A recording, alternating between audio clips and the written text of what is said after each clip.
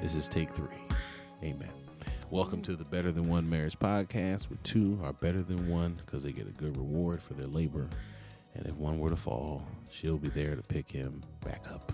I'm Ronald Coursey Jr. And I'm Chelsea Coursey. We're still married. Sorry, When I was you having look allergy issues having immediately. Allergies, just a lot of issues was going on today. My nose started itching so bad. Nose gets to itching. Mike's cutting in and out. Sorry, excuse me, We y'all. rebuke you, Satan. Mm-hmm. Why can't we just have this podcast for the people? We don't know. Especially talking about the first year of marriage. Mm-hmm. First year of marriage, what thought comes to mind? What word comes to mind? I'll tell you mine. Okay. Bills. Okay. Can you pay my Obviously. bills? Pay my telephone bill. Mine pay would my be automobile. the You first need to word chill. that came to my mind was tumultuous. That's a very aggressive word choice that you went It's for. the first word that came to my mind. Nothing but tumult. Nothing. Not nothing, but A lot of. a lot of. It was Yeah. I mean, because if we really look at the timeline, right? Mhm. We got married November 29th, go on our little honeymoon. Honeymoon is great. Mhm. And then my boss calls me the day before we came home and says I was getting laid off. Yes. That was number one. Pretty cocky. So we get home. I worked for like 2 more weeks, and then that was the end. Mhm. And then around February, so yeah, that was December, like mid-December, I was done working, laid off on unemployment now. Mhm. But I was still babysitting these twins, and they were older, but their mom was homeschooling them. So I'm babysitting them twice a week, and their mom told me they were moving. And long story short, around February, she says that she has shingles.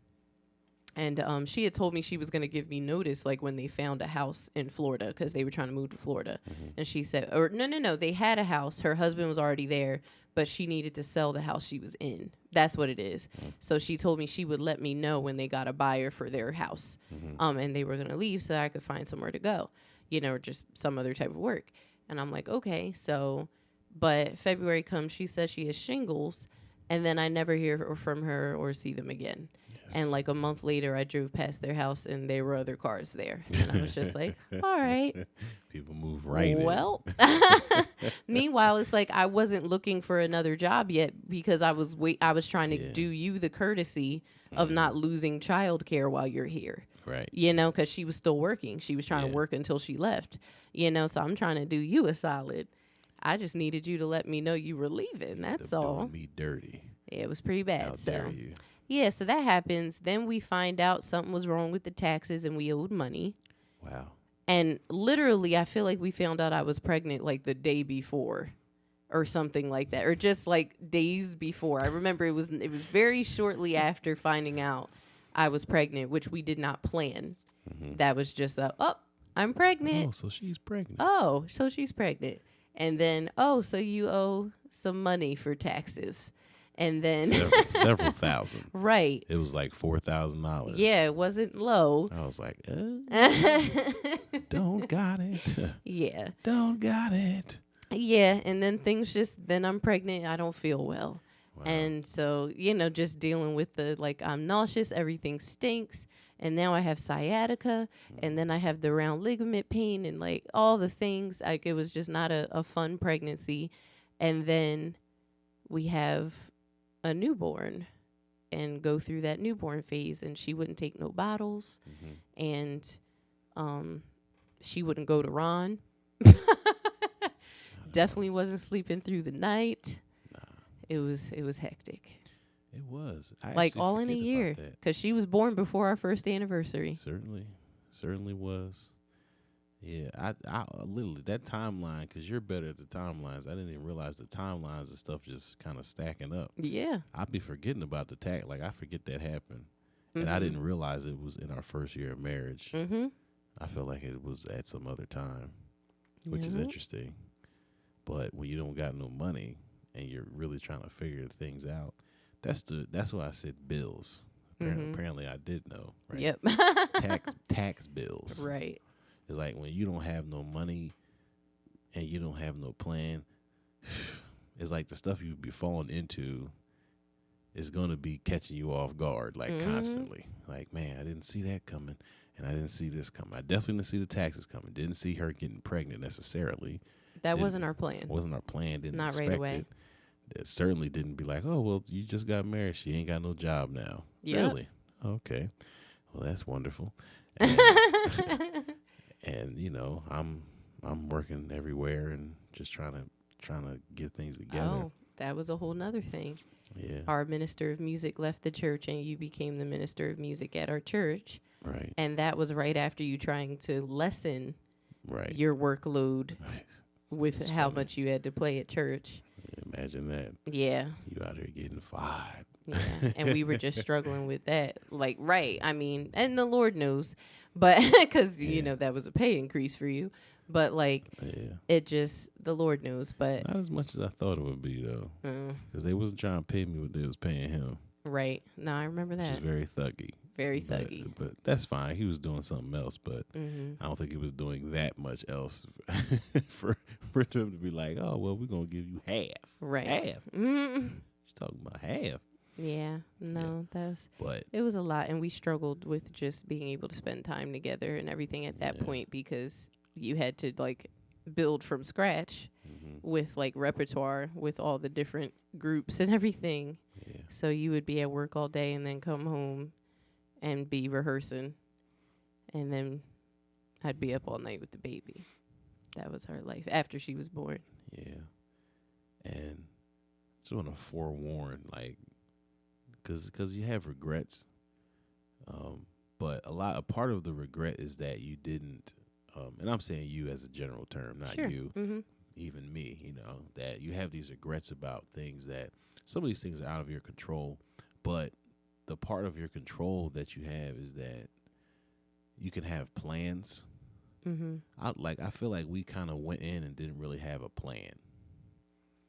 Like, I didn't have no real budget. I'm sorry, I did not have a budget. Why would I say a real budget? What is a fake budget? I ain't had no budget. I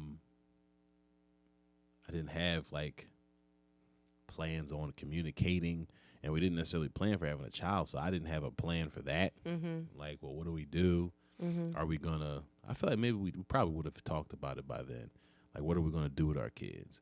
Right. What are our actual plans for the future? Like, you know, we're always gonna be trying to live here. Like, what happens? And you go in and you find yourself just kind of in it without being prepared for it. Yeah. And so now this is on top of the fact that you just got married. You know, Yeah. you've been together. You've been together for we had been together for years, but now it's like we're married. Like, we're actually together. You don't live somewhere else. Yeah. We're together now. Yeah. And being able to navigate that with no plan is like, like you can't navigate for the troubles that are gonna come, but you can kind of expect them better when you have a plan. Yeah. Or you can navigate them better when you actually have a plan. So it's like I regret from those times just like being unprepared. Because the truth of the matter is, like, as the man, I just should have been better prepared for a lot of stuff. I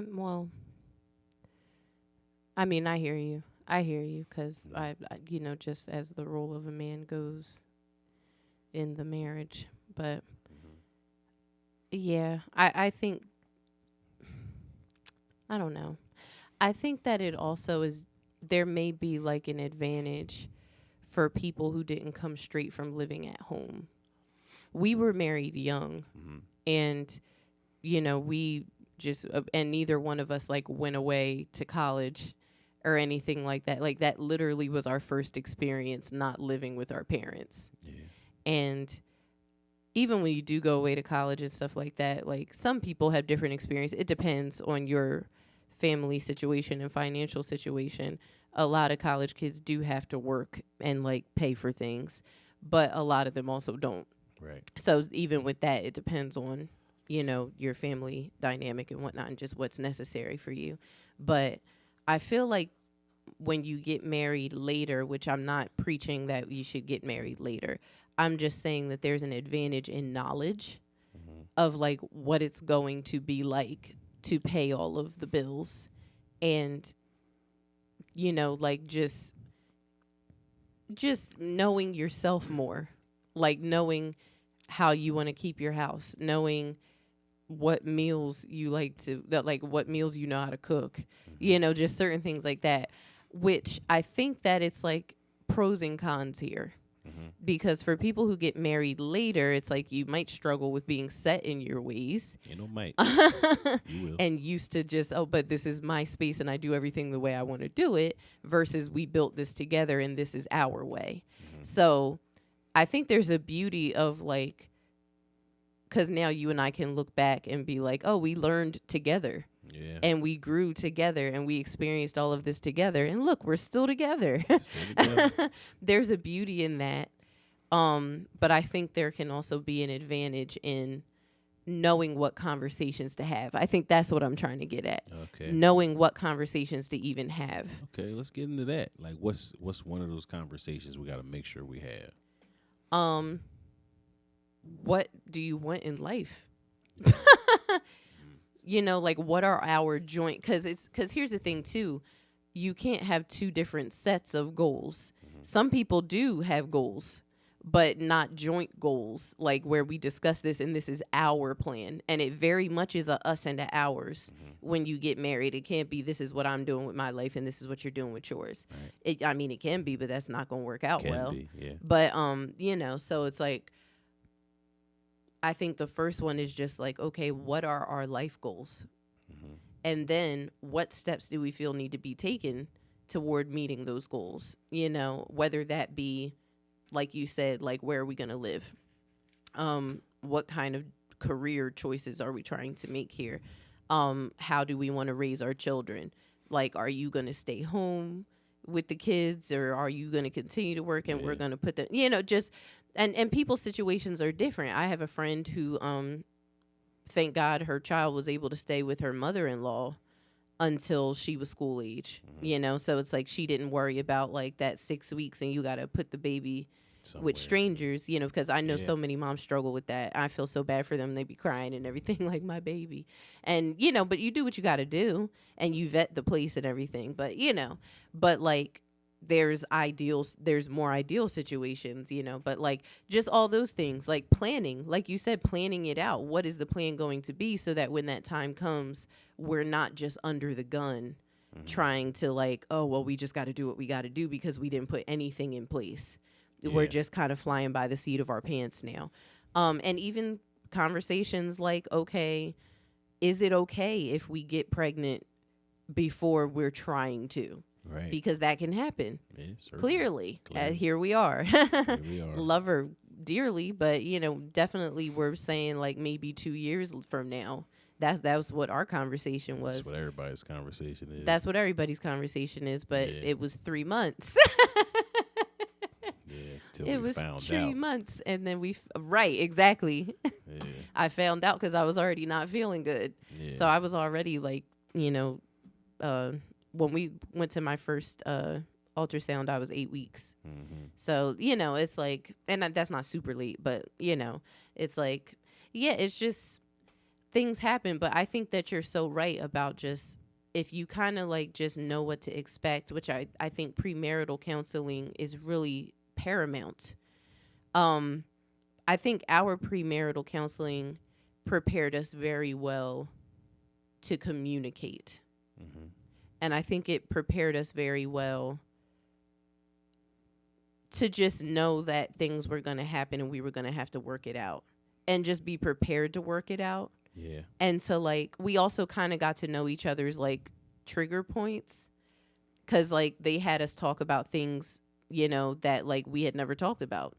Like stuff came up where you were like, oh, this offended me. And I'm like, what? I didn't even know. Certainly. Having those types of conversations before you get married. Because I feel like once you get married, just life is going to be hard enough. So, like, you don't need to add on all of these underlying issues that you have that you could have worked out already, that you just need to talk. Simple as that. Like, okay, you tell me. And I'm like, oh, I didn't even know. And then I'm like, well, I'll try not to do that anymore.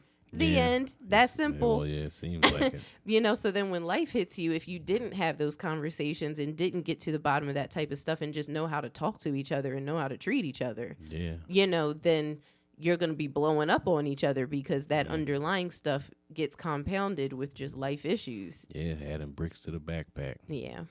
You're already holding the backpack. It's like, well, let's put some bricks in it. Right. It's like, why? Please don't put the bricks in there. That's why the Bible says lay aside every weight and sin that easily besets us.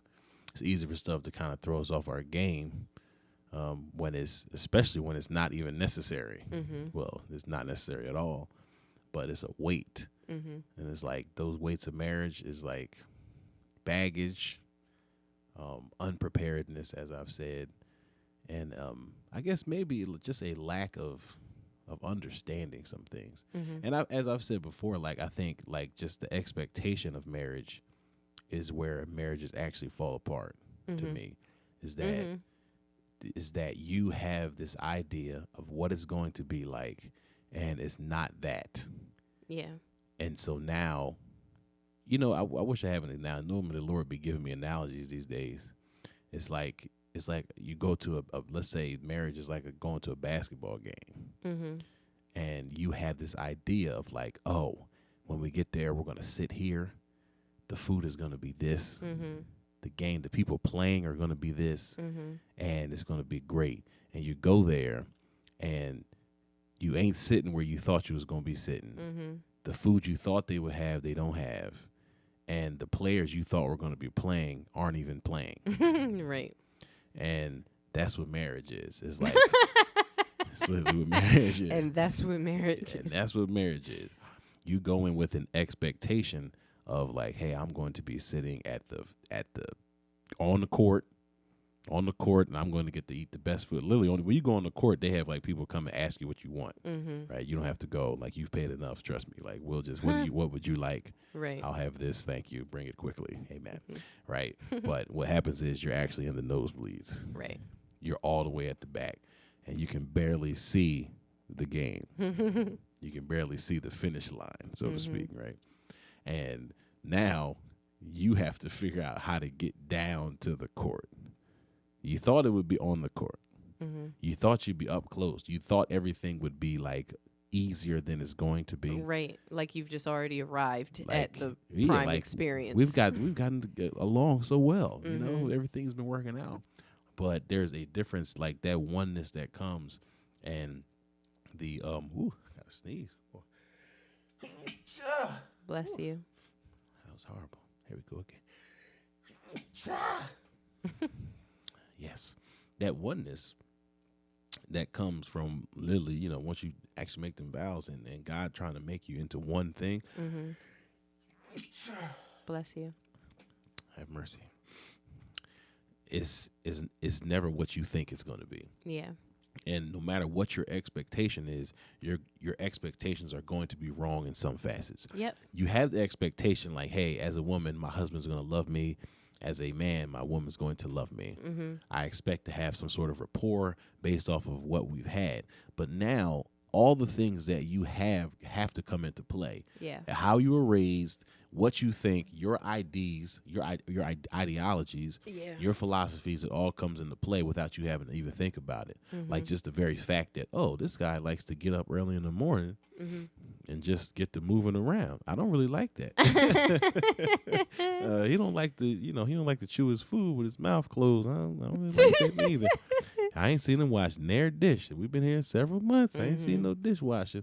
Even stuff like that. Like that's stuff to talk about. It's stuff to talk about. The chores. Who's gonna do what? Listen, and you almost always you base how you did or your ideologies going forward is based off of how you were raised. Yeah. Right? And if you were raised in a house where your dad didn't do no house chores and you think that's right, you think that's right. Or you just never even thought about it. Or never thought it and through. that's it. That's actually the key. Yeah. Is that you thought you didn't think anything of that. Like, oh, this is just how life is. Yep. This is normal. So now your expectation is like, oh, well, I'm a husband.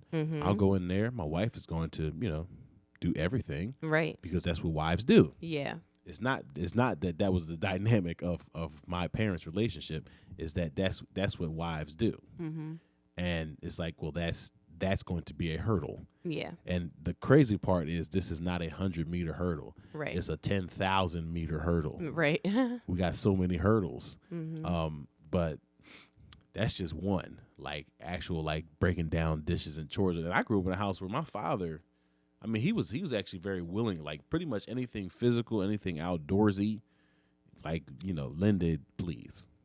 Like, I wish somebody would say to my mother, could you anything outside? Like, the best you can get her to do is maybe cook something on the grill because she cooks. Mm-hmm. Anything else, please, could you clean that pool?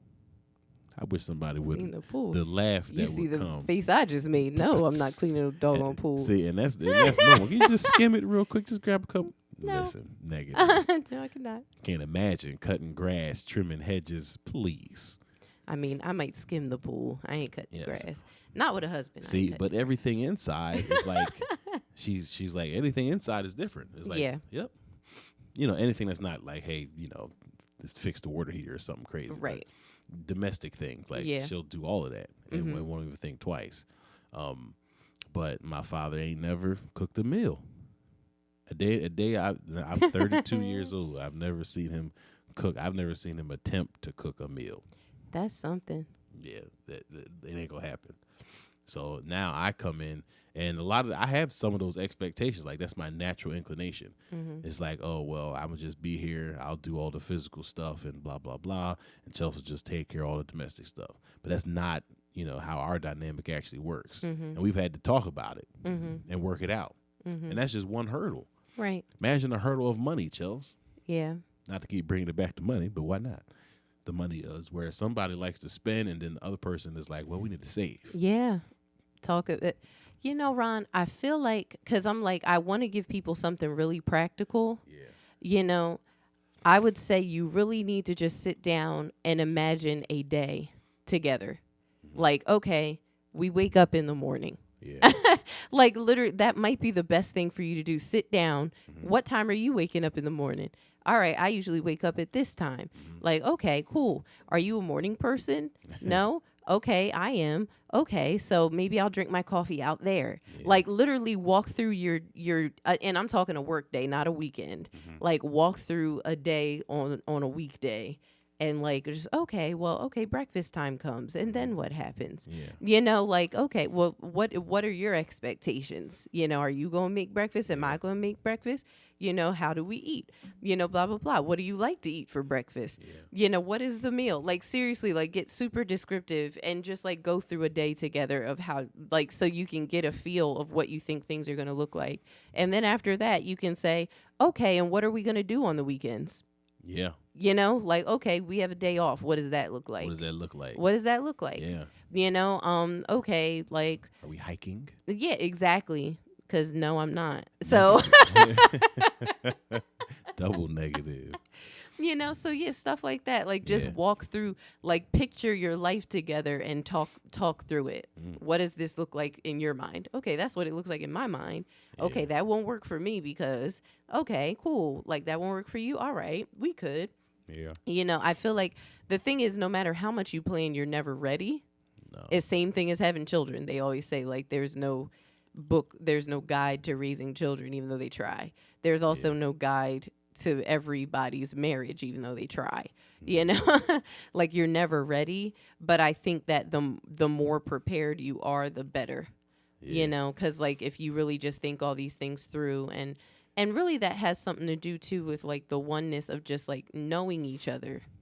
You know, because the more you talk about those things, until you live together, there's certain things you just possibly wouldn't know. Right. Like, because I've never experienced this with you. I've never seen you in this light. I've never spent this amount of time with you. Right. I've never seen you have to go through like tough decisions. Yeah. You know, especially like, what if it's a type of person where, you know, like they want to be to their self when they're having a hard day. Yeah. You know, versus someone who's like, can I come over And cuddle. and cuddle and talk because I'm having a hard day. Right. So you don't know what they're doing when they're having their hard day, and now you get married and they disappeared today, and you don't know why, and then they come home and you're like, well, where were you?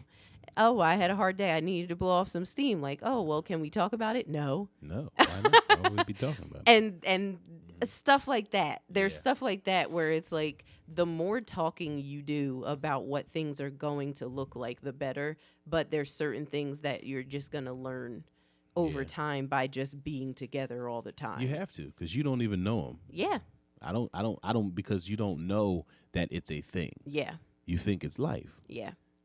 Yeah, definitely. It's like expectations is like, wow, it's like the self-awareness that comes. It's really, that's the mirror of marriage. It's like, hey, I'm going to be aware for you. I'm going to show you. Yeah. Like, this is I'm who going to you bring are. it all up. Like, I'm hey, you bringing know it you up. do this? Yeah, and that's literally one of our points of contention, not contention, but, you know, I feel like we shared this last week, is that, you know, if I'm having a hard day, I don't want to talk about it or be around.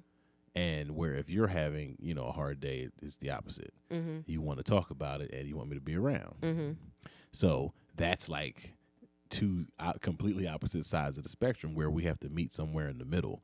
But I'm still having to learn this lesson where I have to fight my natural inclination to just be like, oh, well, you know, or maybe, and I say this towards you because you'll be having a hard day. And in my mind, I'm like, well, maybe I should just let her be. Right. Whereas it's like, no, that's not how she operates. She needs you to be here at that time. She needs you to do the opposite of what you're doing.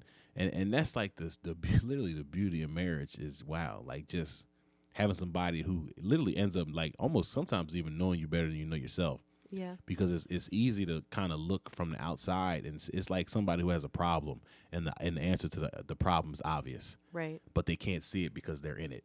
And somebody comes by and says, "Oh yeah, well all you Yeah. need to do is this." Yeah. And sometimes that's your husband or wife. You know, speaking of analogies, Yikes! Come on, there is a analogy. book called Big Dog, Little Dog. I feel funny because like all of my analogies deal with something dealing with children, but Big Dog, Little Dog. So they go to this hotel and the big dog is in a room with a small bed and the little dog is in a room with a big bed. And they both were uncomfortable and like tossed and turned all night. Yeah. But there's a bird that had been flying back and forth between their windows. Oh yeah. And then the next day, the bird says, why don't y'all just switch rooms? And I feel like it's exactly what you're saying, where they Yeah. probably hadn't even been in the other one's room Yeah. to know that the other one had the bed that they needed. Ooh. But this bird had this, you know, what do you call it? Like a wide perspective, Yeah. you know, where it could actually see both Wow. bedrooms. And it's like, so here's what you need to do. And that's the Lord. The spirit. He's the dove. That's Just- the Lord. Yes, that's the dove. The You send the dove out. Is there dry land out there there yet? dry Because we land? can't get off and go Yes. see. I need you to tell me. Yes. I need you to tell me, Yeah, Lord. you don't even know. No, but seriously, and I love that you like kind of brought that out. That is like sometimes, a lot of times, that's your spouse. Yeah. Where your spouse is like, okay, but I'm like watching you all the time, and I spend time, and I'm hearing you talk all the time, and Yeah. I know you. That's true. That's hard. Yeah, because you can't really come outside of yourself and watch yourself and hear yourself, and so Yeah. the way others perceive you is different than the way you perceive yourself. Yeah, that's hard, especially for men. That's a hard one because y'all. I feel like women are a little more. First of all, you're just a little more in tune with just life, right? But then you're also more communicative, so it's natural that you'll be the one to be like, "Hey, you're doing such and such and such." Right. Whereas men don't really want to come at women anyway. We'll just kind of let you be. You'll be all right, whatever. Which is not always the best. It's not right, but it's not natural.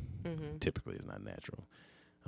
But that can be a hard one. Like your pride can't get in the way of, somebody telling you the truth. That's the hardest thing to one of the hardest things to accept is just the truth. And bringing your pride and your ego into it and what you think about yourself is like, no. Like your thoughts about yourself are yours. That's fine. But here I still have this mirror. Like I'm still the mirror. Whatever you're doing makes me feel a certain way. You can't be like, no, it doesn't. Right. You can't be like, I'm not black. Yeah. Yeah, like it's like, no, that's not how this works. You're Right. black. can't, Right. you can't tell me. That's the key. Is like you can't tell me how I feel. Yeah. And that's where that's one of those expectation things that where your expectation is that, well, that's a life expectation. I mean, and it comes naturally is that, how I feel is right. Mm-hmm. Which is interesting. Right. I feel like I'm actually one of the few people. I don't always feel like I'm necessarily right. Mm. I actually, well, you may not know that, but I was gonna say, even it's when hard you to tell. don't feel like no, because you'll say it later, and that's like one of the hardest things for me. Because like you're going to play devil's advocate whether you agree or disagree. Like I could be like, yeah, because everybody knows the sky is blue, and you're like, I mean, but it could be like a grayish blue, and I'm like, no, it's just blue. It's just, well, I mean, but you never know. Like somebody else might see it as, and I'm just like, no, but the sky is blue. Yes.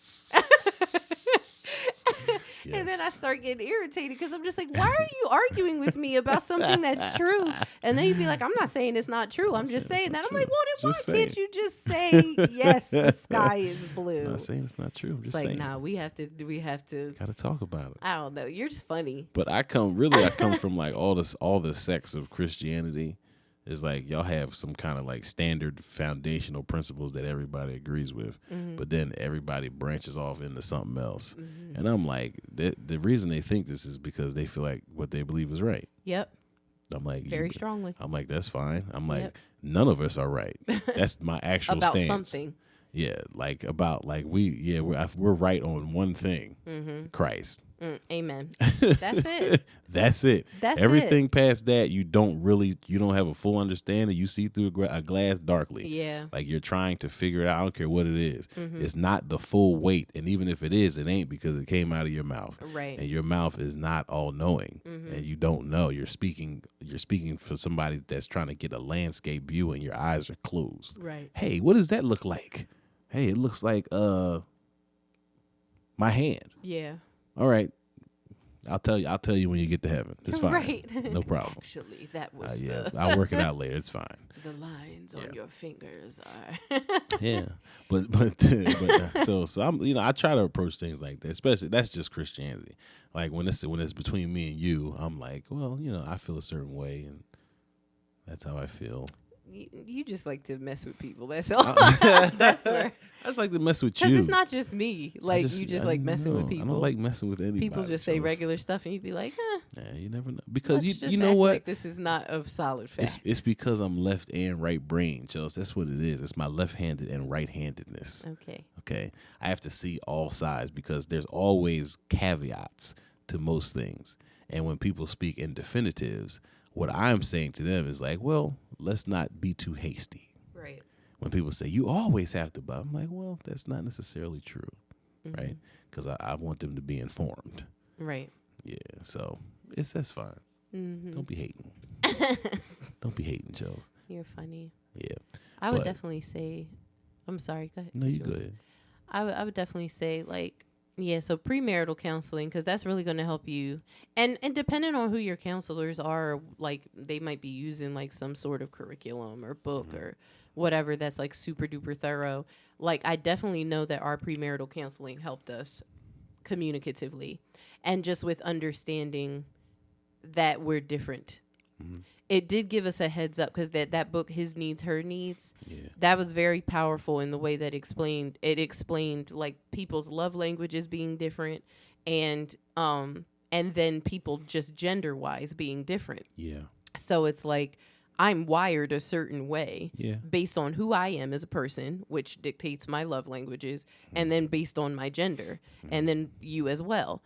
And then it's like we come to each other trying to show each other love in the way that we receive love, but then it's like, okay, I'm cuddling with Ron and I'm talking to him about his day because quality time and physical touch. I'm talking to him about his day with my phone off and no television or anything. And we're just talking and snuggling. And I feel loved. And I feel like I'm loving you. And you're just like, I don't feel loved at all. And I'm just like, well, what else do you want me to do, Ron? And it's like, actually, cook me a meal. Exact acts of service. And gift giving Rub are my yours. feet. So you're very much a do something for me, or the way you've explained it in your case, it's more of a do something that I would have had to do if you didn't do it. Like do something to take something off my plate. Right. That's a love language for you.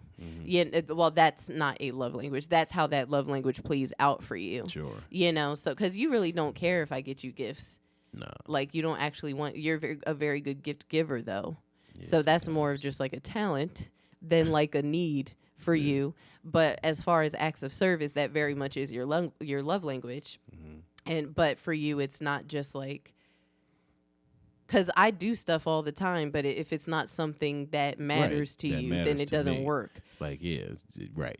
Right. So it's like, okay, well, I need to actually, like you, and that came through communication and time and observation for me to understand that it's like, oh, like if I just take stuff off of his plate, if I do something that makes your life easier, then that seems like an act of service to you. Like then you're able to understand that and perceive it as love. Yeah. You know, and it's like we can get so caught up in just like trying to do something for each other that we would love. Yeah.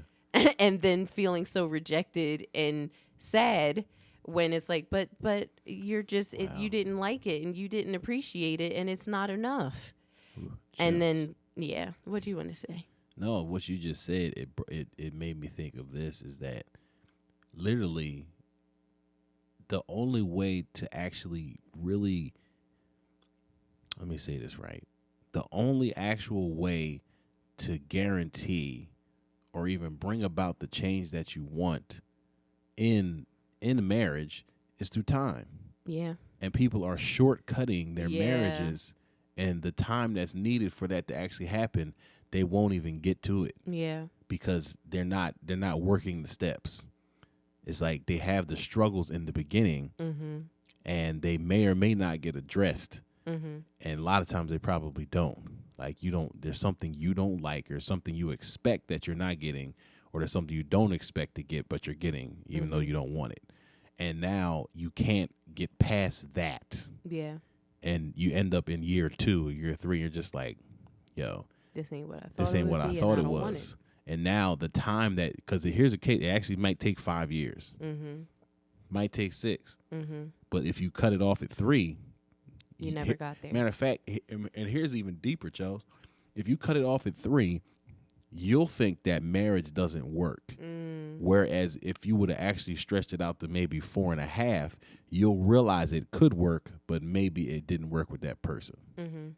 That's an observation. I'll say that. Yeah. Is that the worse off you end your marriage, the less faith you'll probably have in marriage. Yeah. Is that, oh, I tried marriage, it did not work at all. Not realizing like you're cooking gumbo, you're cooking mole. Yeah, come on now. You're cooking whatever soup or broth that Gordon Ramsay's always talking about. Right. A bolagnese takes off 7 days. It's like this mole's been stewing for 18 days. It's just like, what are y'all cooking? Right. Like, oh my gosh. It's like you can't they literally always like, yo, you can't make a beef bowl. You can't make a bolagnese sauce in an hour. I'm like, okay. Yes, I mean, yeah, you can. It's what everyone does at It's home. like, what do you think people be doing at home? Nobody making bolognese for tomorrow. It's like, are you crazy? Right. Yeah. But it's your marriage is it's a slow stew. A slow simmer. It's a crock pot. It's a crock pot. It's not an Instapot. It's not an Instapot. It don't come together like, oh, I need to come together quickly. Right? It's not just going to be like, oh, this is everything I needed it to be in this crock pot. It only took me 15 minutes. It's right. like, no. that chicken is raw. That flour ain't even cooked out all the way. Yeah. It doesn't taste like nothing. There's no depth of flavor. There's no seasoning. Yeah. And you end up shortcutting and say, you know what, this ain't right. Cut the crock pot off. And here's the thing too. Sometimes, like what you were saying about the chicken is raw and like stuff like that. Sometimes you have all the right ingredients in the crock pot, but it just wasn't done cooking. And it's like you gotta keep cooking it. Keep cooking it. For those flavors to break down and for things to be fully done and for you to really reap the benefits of it and enjoy it. And that's the thing. It's so enjoyable on the back end. On the back end. And on the front end, too. And on the front end. Yeah, it's not all bad. No. And I mean, when we first got married, it was cute. Cute. Yeah. It was cute. To somebody. You know, like our honeymoon was cute. And, you know, just like coming home to our apartment was cute. Furniture shopping was cute. Yikes. Everything was cute. And just, you know, free sex having cute. Sure enough. And then Real pregnancy. Cute. Not cute. Sickness. What are we doing here? Bills. Oh, God. It's like everything just all at one time, just like, and more responsibility, time restraints, and it ain't just, we just have all this time to be together. It's like, no, like I haven't actually spent time with you. And me, I'm a quality time love language person. Yeah. So that was so hard for me, where it's just like, dang, like we ain't got no time together. I don't feel loved, you know? And then and stuff like that. It's such a downward spiral, because somebody who needs quality time to feel loved, especially as a woman, typically women, sex is more of an emotional connection than a physical one. So then it's like, if you're not being emotionally stimulated, then you aren't really open to physical stimulation. You know? And then it's like, okay, now it's kind of making me standoffish. Like, now I don't want to touch and all of that, because it's like, you got to fill my love bank first, as Mike Dixon would say. My love bank is empty. Actually from the book. Yes, as his book says. No. Really? Okay, Gary Chapman is that? Yes. Okay, so as Gary Chapman says, you have to fill the love bank, you know? So, you know, but it's like, okay, there's things that, you know, see, cooking is such a good analogy. Hey, we'll keep going with it. It's such a good analogy, because it's like, it's the difference between marinating before you cook. You know, like we have had some experience. Ooh, I know exactly what it was. I remember Heather from our church made some fried fish that was banging. And we were like, what made this fried fish so banging? And I remembered being at the church the day before, and she seasoned the fish the day before and put it in the fridge. And I remember telling you, you know what? I think it's because she seasoned it yesterday. And it really got like in there. You know, because when you season meat, it's hard to get the seasoning to go through to the inside. So, like, most of the time, the outside tastes banging, but the inside is like, it just tastes like meat. Not flavorful, but just, it's all right. But the outside is where all the flavor is. But when you marinate things and let it sit, and let it breaking it down, it starts breaking it down and starts getting inside of there and everything. Oh, yeah. And then you cook it. Right. You know, and it's like when you rush the process.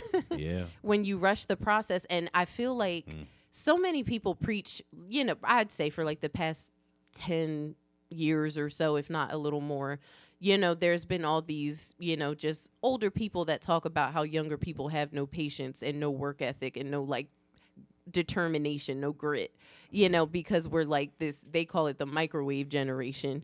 You know, but we're the smartphone generation. Literally. I need to go somewhere. I don't got to pull out a map and read nothing.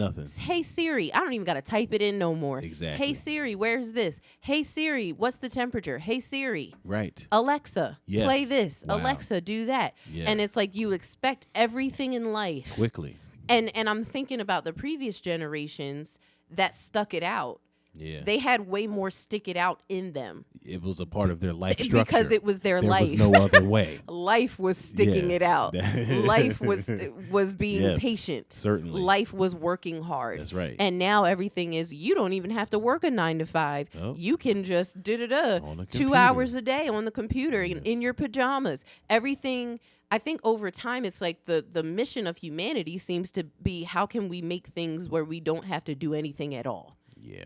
You know, that's the goal. Simpler, how do you make it easier, simpler, faster? How? You know, because anything that is those things are attractive. That's right. You know, because who really wants to? You know, nobody really wants to have to work in all of that, you know, but it's just so interesting, because it's like marriage is not one of those things. And it's like, so it makes a lot of sense that we're in a generation now that doesn't want to do it. Because why would we? Because why do I want to do anything that's hard? Right. Why do I want to do anything that takes a lot of work, that takes time, that isn't just perfect from the beginning?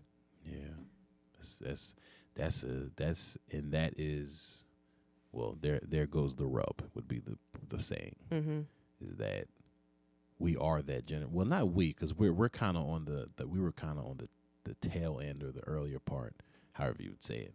We're not the fully cusp. We're on the cusp. Like, we still have some of those old things. Just right. My first phone was a flip phone. Right. and by that's funny. Yeah, mine too. But by that time, we were already who we are at that time. Yeah.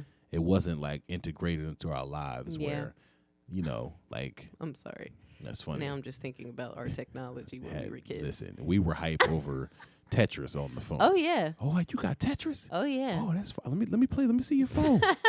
Come on now, little girls in the class. Oh, here, you can see the phone. Let me see that phone, girl. Come on. Playing Tetris. Horrible. That's funny. Breaker ball. With them big old computers with the big butts on the back. It's hilarious. Horrible graphics, dial up. Terrible. If you didn't have to hit mad buttons to send a regular text message, don't talk to me. No, that's all I'm saying. Yeah, but that just the way it's ingrained into them is like, that it makes so much sense that in that everything we have is made to be simple, easy, fast. And now if something like we have no tolerance for adversity. Is what people worry about with our kids, because they have everything. They don't have no struggle. They eat. It ain't like our parents and their parents where it's like, hey, man, we had one chicken for however many people's here. We got one chicken. And you going to eat it or you going to starve. You going to eat it or you going to starve. Ain't going to be no. Ain't no picky eaters. We got chicken, string beans, and rice. It ain't no gravy because we ain't got no flour. All right, you gonna eat that plain rice or be hungry. I don't know what to tell you. Right. And you're going to get a half a piece of chicken. Maybe. If that. Might just get some scrap. I don't know. Right? But our kids is like, kids wearing Jordans. And I'm not mad at them wearing Jordans if you can afford them. But it's like you're wearing designer shoes. They're going to school with everything they want. They eat what they want. You get it for them. And it's just like we've created a culture of just literally people. We don't have a tolerance for adversity. Somebody and this is where it's like a big academic with bullying, and it's like, bullying was just a part of life at a certain point. It's just like, well, you guess you're getting bullied. I guess you need to do something about that. Now it's like, oh no, we're gonna go to the news. Yeah.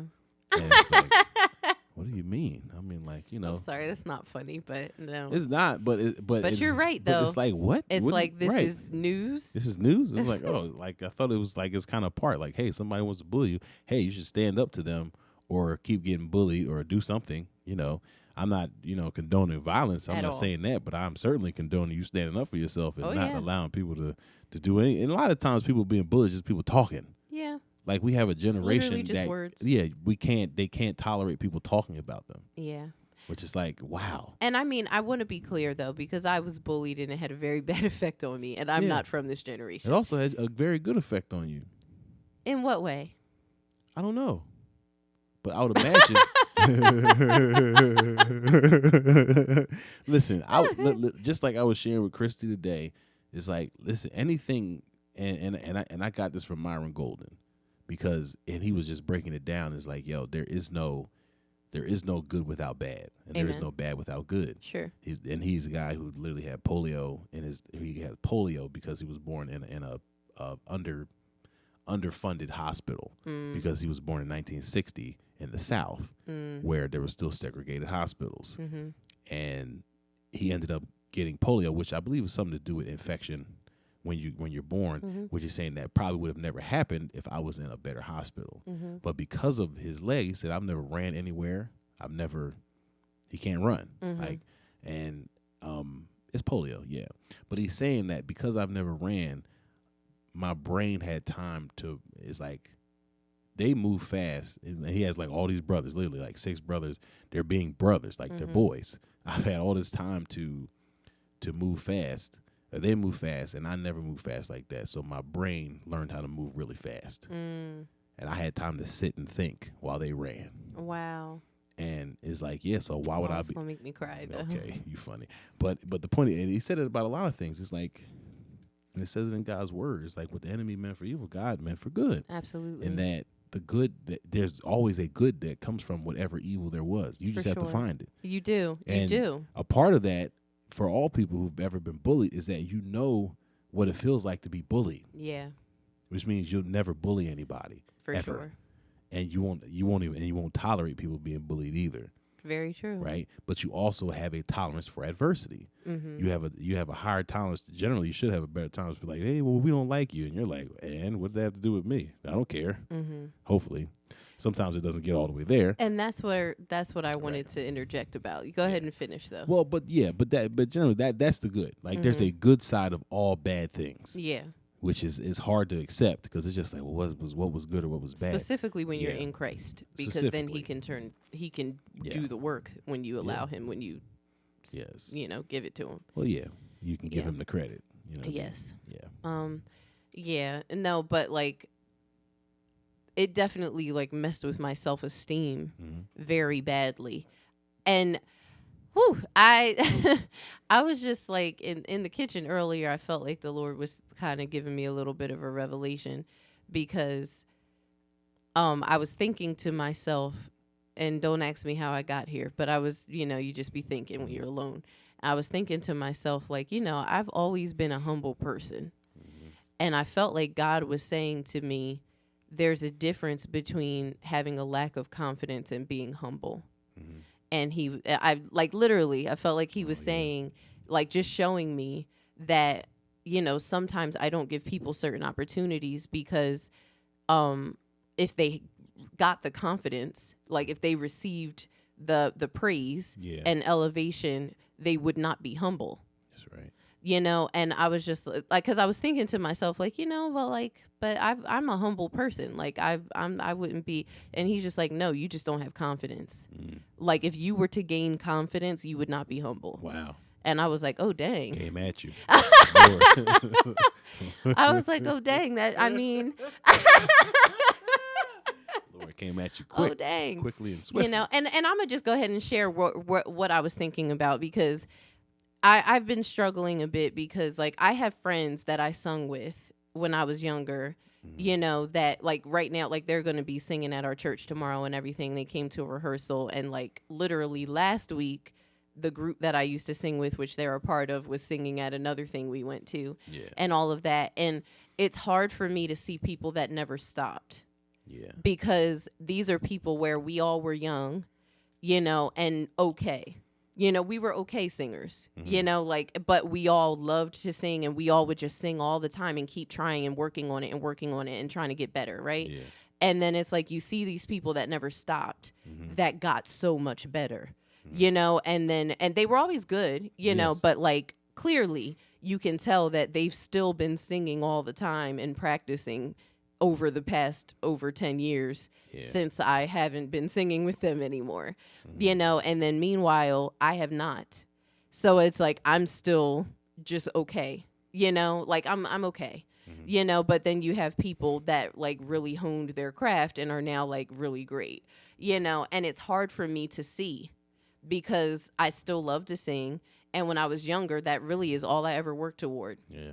Like all of my time, like having gone to an arts high school and everything, like all of my time went toward that, and all of my future plans were about that. Yeah. Like literally. And then it's like one day I just had a switch, where like, okay, that's not my life goals, but it didn't mean it's not something I still love and like desire, and not for fame. I've never been someone who just wanted a lot of recognition or notoriety. I literally just love to sing. Period. Like I actually hate attention. And you know that because you know me. I'd be like hiding. Like, oh, and Chelsea did this. I'm just like, don't announce it. Like I like to just kind of do it and then be in the back. Like, which God really had me thinking earlier. I'm like, oh, is that just because I'm like insecure and not because I'm actually humble? Like, wow, that's crazy. Yes. But it's weird that we can mix that up though. Yeah. We can actually mix that up and think that humility is not being confident. They're not the same. Yeah. you can actually know that you're great and be humble. Yeah. You know, and I think that a lot of times, especially in the church, we're taught not to like toot your own horn and everything, you know, and it's like, oh, well, if people come up to me and say, oh, hey, this is my friend Chelsea, like, oh, yeah, that girl can sing. And I'm just like, oh, no, I'm not that great. Yeah, false humility. That's false humility. Yeah. You know, so it's like, that's just so interesting to me. So I just wanted to share like where that thought process came from or whatever, because I think I was like just kind of thinking to myself that like, you know, I don't know. I guess I was just thinking to myself, like, sometimes I do wish I had certain opportunities, you know, or just was able to like do certain things and everything. And we sometimes get in those little pompous modes where we're just like, what I deserve or what I've earned, you know, and like, oh, and I wouldn't fumble it. You know, like some people are out here being all flashy and being all whatever, and they ain't even doing it for you. They're just singing in a bar somewhere. Like, Lord, I would be at the church house. But The church house. Yes. Amen. you know, but it's just so, anyway, that was just a Yes. little tidbit from the life and times of Chelsea and the Lord. Yeah. But let me get back to the topic at hand. Yeah, well, is that the good that comes from bullying and adversity? Yes. So I was very confident about singing, acting, dancing, Yes. all the things as a kid. I was just like our daughter. Literally, our daughter is just like someone that she's only met one other time before came over our house today. And as soon as she comes in the door, our daughter goes, hi, can I ask you a question? And she says, what? Sure. I'm telling you, literally, hi, can I ask you a question? Yeah, sure. What's that? Did you want to be a pop star when you grow up? And she was like, I mean, kind of, sometimes, I think. And she literally just started singing. And but like in a really showy way. And I was just like, what are you doing? Drawing. Draw McGee. But literally, like, that was me as a kid. I just was like, oh, because I love singing, I love dancing. And every time I do it, everybody says I'm so good, right? So you go everywhere and you're like, because I'm awesome. Obviously. Obviously. Hand me that mic. Please. Literally, I'm just like, because obviously I'm the best one in the room. Clearly. You know, so it's like all just, but you're a kid and everybody, you know, supports you as a child. Yes. Hopefully. And then it's like friends are taught to be nice when you're little. Yes. So they're just like, oh, wow, Chelsea, that was really great. And I'm just like, thanks, Susan, you know. And then and then all of a sudden you're an 8th grader and you don't live with white people anymore. I'm going to just say it plain. I'm going to just make it plain up in here today. These inner city youths. I went from living in a white, rich suburb to living in Camden, New Jersey. Let's just make it plain. And I go to school with these Camden black children. Yes. That I love dearly and are still my friends to this How day. sweet. Okay? Like my people. But anyway, you know, I go to this school and they're just like, why are you dressed like that? Why do you talk like that? Ew. Why don't you do your hair different? Oh, why do you walk like that? Your breath stinks. Do you da-da-da-da-da? Like literally just everything.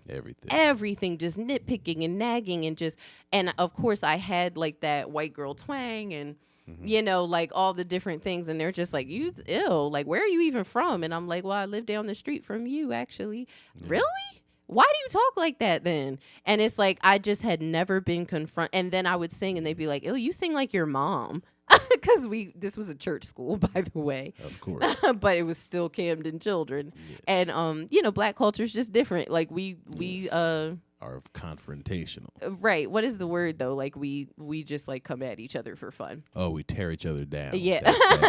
Yes. You know, so it's like, but I wasn't used to that. Like my family was not that way. Right. And you know, but yeah, so they're doing all of that and my mom sings or whatever and she would sing at church a lot and some of these kids attended the church. So they'd be like, you sound like your mom. You sound like an old lady. And I was just like, oh. Thank you. Okay. You know, I mean, I always, and that would have never been an offensive thing to me in the past because I always thought my mom was a good singer, you know, but when they started saying like an old lady and like you just sound old and all this type of stuff, I was just like, oh, that's not good. Kids are so mean. And it's like literally just everything and anything. Like I was trying to get attention from boys and like you always walk like extra, like you're switching when the boys are around and blah, blah, blah, blah, blah. And like it literally just got me to a point where like I was just like stiff.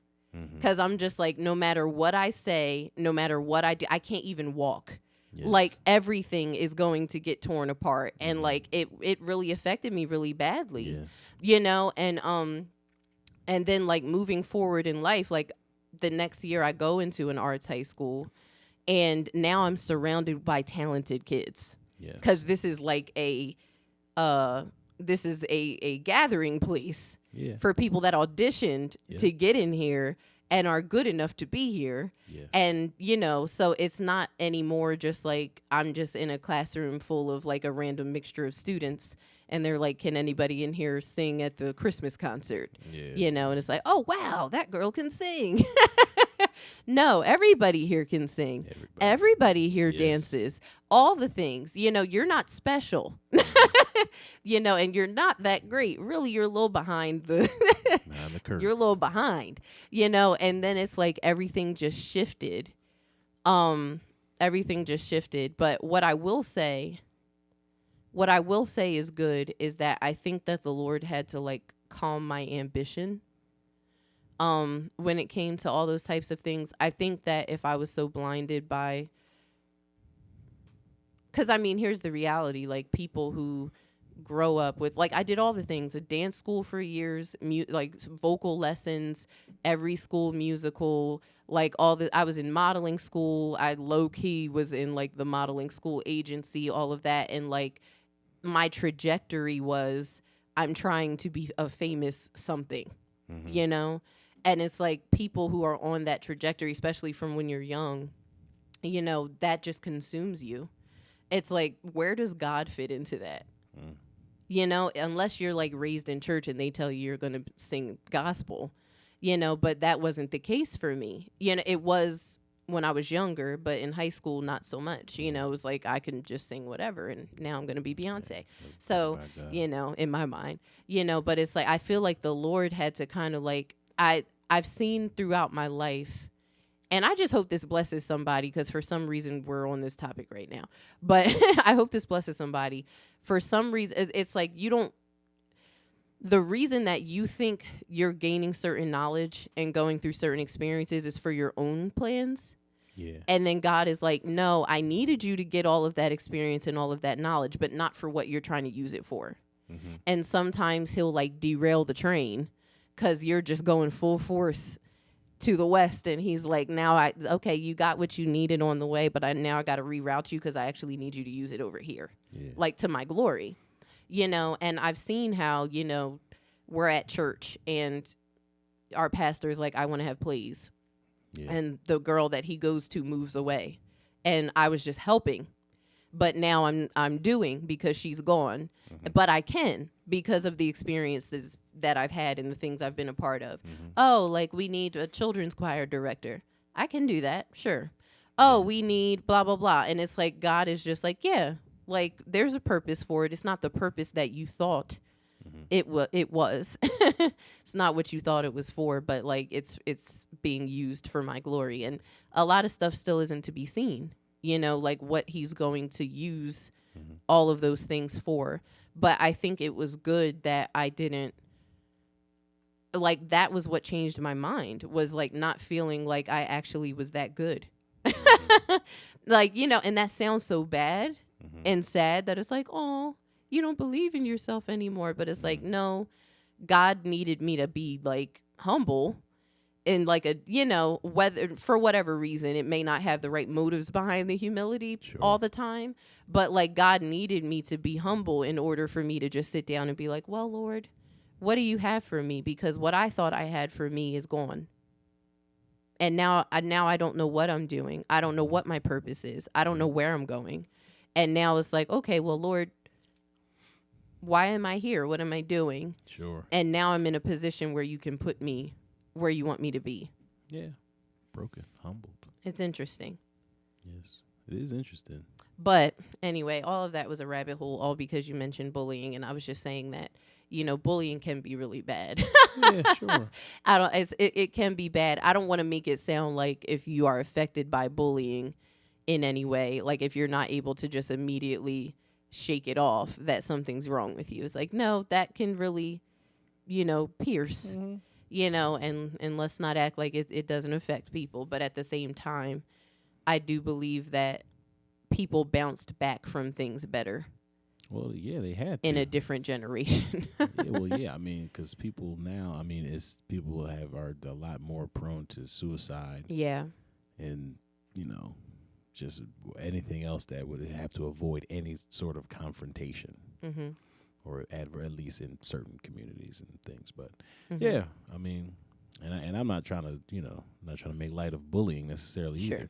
But I am trying to really cast light on the fact that, there are responses that you can have to somebody messing with you, and suicide is not one of those responses that it should be in play. Right. Or, trying to, I'm never going to go to school. It's like most of the times people aren't even putting their hands on you. Mm-hmm. They're just talking. Mm-hmm. It's like, we have to, and that's cool. And that's something for everybody, even parents and people in their marriage and raising their kids to really have an understanding. It's like what you instill in your children has to come out. Mm-hmm. I don't think we were instilling that generation. I think the generation that has kids now, they didn't have adversity either. Right. So now they think like, oh, well, everything should be fine. Mm-hmm. They'll be all right. And then when they hit any type of adversity, it's like, what do we even do now? Right. I don't know. What is this? If you weren't instilling them with that to actually expect adversity. Yeah. Like, hey, what are you going to say when somebody says this? What are you going to do when somebody does this? Mm-hmm. And then when they say, I don't know, you could tell them. And you put that in them so they know, like, oh, this is how I handle the situation. Mm-hmm. And at a certain point, it was super mandatory. When you actually go back and really in the history, where it's like, I can't even imagine Deep South, where if your child did something, you think of Emmett Till. Yeah. And Mercy. And really it's because he was from, I believe he was from Chicago or something of that nature. And then he goes down and visits family somewhere down south where the worlds are different. Mm-hmm. And now. Wow, poor thing. He does. And here's the thing. The woman lied about what he said or did. I don't know if he did anything. Right. But if he had have done something, there was a real consequence to what you had did. Mm-hmm. Right. And when we ingrain that, like, they didn't have choices, the people of our previous generation, they didn't have choices to be playing with, like, oh, are we going to ingrain our kids or are we not? Right. Are we going to show them, like, oh, this is how you have to be or not? There was like, no, we're going to show them because he can't be out here doing something that'll get him killed. Right. Or, at the severely beaten. Yeah. Because it was a thing. Yeah. But as time progresses and especially as African Americans, we do better and better. We have less and less adversity. Mm-hmm. And we have less and less of a tolerance for just sticking out anything because there's nothing to stick out. Mm-hmm. Other than like working. We always got work. People will work hard for like a business or to try to progress. It's like, that's fine. But adversity with people, they'll quit a job. Mm-hmm. I don't like this person, and they keep blah, blah, blah. I got to quit, right? Oh, yeah. All that, now that's a big circle. That's way around the, yes. It's but fine. Bringing that into your marriage is like, it's a recipe for absolute failure. Yeah, you can't go into marriage thinking it's going to be like good, like where it's going to end up at the start. It's true, right? It's a destination. Yeah, it is a destination, right? You can't be thinking like, you can't have a year 3 engine and think you're going to get past it. Like, yeah, this engine is going to last for 3 years. Right. It's like, no, you got to treat that thing. Yeah. You got to put a high class engine in it, and you got to treat that engine something that'll last. Yeah. Yeah. Well, hopefully this was encouraging for you. We don't want it to be discouraging. Is that your first year in marriage, and really your early years in marriage, are supposed to be filled with contention. I'm sorry, not contention, conflict, right? And you're supposed to come together and resolve the conflict and work on it. But the key to getting out of those first years is not to cut them short and actually make the most of it. Don't go in and cut something that doesn't need to be cut yet. Yeah. Don't go in and stop it when you're still in the marinating process. You're still working stuff out. You're still figuring each other out. I'm still figuring her out. You know, she's still figuring me out. Yeah. It's harder for her because men don't talk about nothing, right? And it's harder for men because men are just sometimes, right? They just don't know what's like. What are you doing? Like, what? Like, why don't you just act right, sir? Man. So we just thank you guys for being here. More to come. Yeah. Yes. If you've made it to the end and you're not subscribed, that is a crime at the BTO Marriage Podcast. All right. If you are here, hit the subscribe button, like, follow, share, all that good stuff. All right. And we will see you next week.